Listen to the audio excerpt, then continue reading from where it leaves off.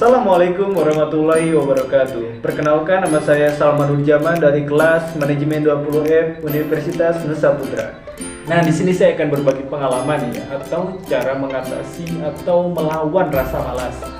Nah, apakah pernah teman-teman di sini ketika dikasih PR dari dosen atau guru? Nah, misalnya dosen atau guru itu ngasihnya hari Selasa. Nah, secara logika kita harus mengerjainnya hari Rabu. Tetapi bila sampai hari Rabu sama kita tidak dikerjakan, nah terus saja sampai hari Kamis, Jumat, Sabtu, Minggu sama kita tidak dikerjakan karena pengaruh malas tersebut. Nah, malas itu sangat berbahaya sekali teman-teman, karena malas ini disebabkan oleh kurangnya motivasi untuk melakukan sesuatu meskipun kita itu bisa mengerjakannya, tetapi sama kita terus ditunda-tunda pekerjaan tersebut. Nah, apakah malas itu berbahaya? Menurut British Journal of Sport Medicine, Dr. Richard Weller mengatakan bahwa kemalasan harus mulai dikategorikan sebagai penyakit. Malas berkepanjangan berdampak kepada penyakit berbahaya seperti obesitas, diabetes, dan hipertensi. Sehingga bisa disimpulkan bahwa malas adalah sumber penyakit. Nah, sudah jelas ya teman-teman dari jurnal itu bahwa malas itu sangat berbahaya sekali. Nah, simak teman-teman bahwa rasa malas itu bisa diatasi atau dilawan. Yang pertama, harus melakukan berolahraga. Nah, pengalaman saya bahwa dengan berolahraga kita akan membuat kita menjadi lebih fresh, badan kita lebih fresh, lebih segar, dan bersemangat gitu dalam melakukan sesuatu tersebut. Nah, pengalaman saya bahwa ketika saya melakukan berolahraga, biasanya saya melakukannya di pagi hari. Pada pagi hari, dan itu pada sekitar 6:30 saya berangkat ke sebuah lapangan dan di sana saya melakukan jogging, sit up, pull up. Nah, ketika itu saya merasa bugar sekali ketika mau melakukan pekerjaan, karena dengan berolahraga akan merespon tubuh kita, juga akan merespon, akan membentuk tubuh sehingga kita bisa percaya diri untuk melakukan aktivitas yang lain, untuk bertemu dengan seseorang. Nah, biasanya rasa malas juga ini tidak ingin bertemu dengan orang-orang karena tidak percaya diri ya. Nah, kalau dengan berolahraga kita akan percaya diri. Perlahan demi perlahan, pengalaman saya kalau kita jogging minimal ya 2 hari sekali akan membuat badan kita lebih fresh ya. Dengan ini otak juga akan membuat lebih encer.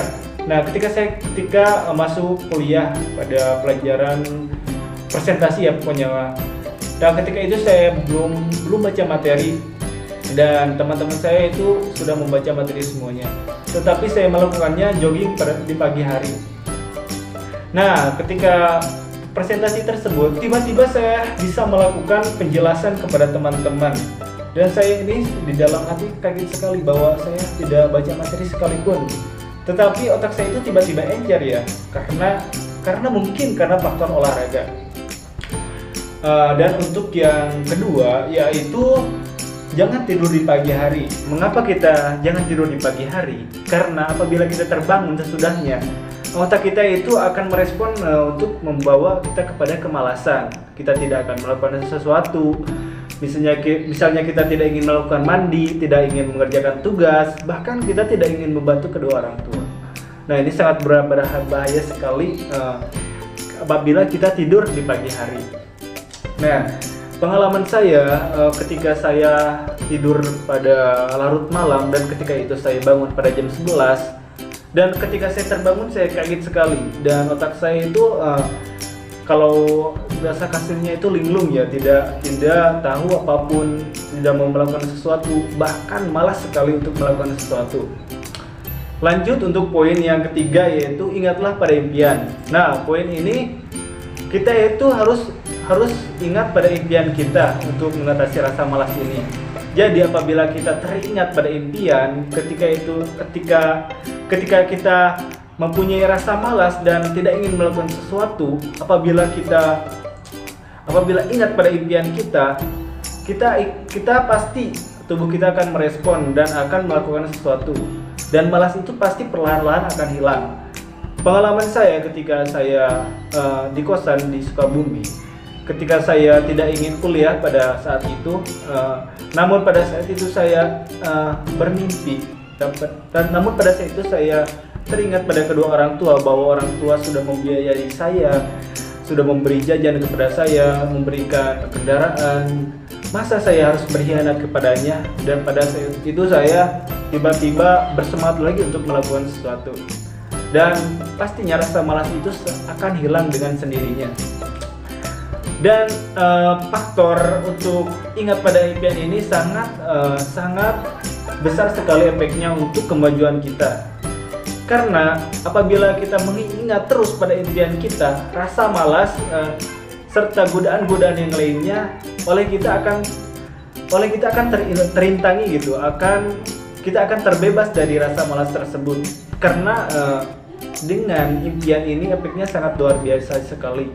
Selain kita ingat pada cita-cita, pada tujuan, pada impian, pada keinginan, serta pengaruh orang tua, serta kita juga harus ingat pada kedua orang tua kita. Nah ini saya itu pengalaman bahwa pengaruh efek orang tua kepada impian itu, bahwa pengaruh kedua orang tua itu sangat memberikan efek yang besar sekali untuk mengatasi rasa malas ini.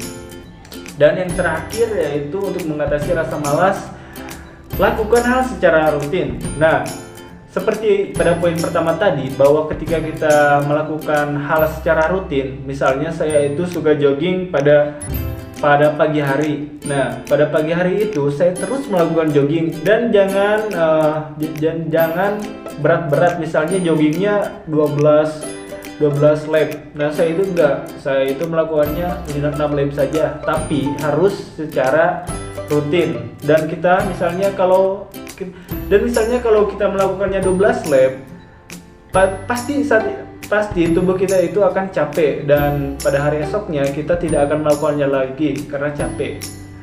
Jadi pada intinya kita itu harus konsisten, meskipun itu sedikit, tetapi kita harus melakukannya dengan konsisten ya. Dan dengan melakukan hal secara rutin ini sangat berefek besar sekali bagi mengatasi rasa malas ini. Dan misalnya contoh teringan saja di kehidupan kita yaitu melaksanakan mandi. Nah, biasanya kan orang-orang mandi itu mandi 2 kali sehari, pagi sama sore. Nah, kalau tidak dibiasakan dan kita tidak melakukannya, pasti kita tidak akan melakukan mandi tersebut karena malas tersebut. Jadi biasakan kita mandi 2 kali sehari. Kalau kalian bagaimana terserah gitu. Dan contoh yang lain, ketika saya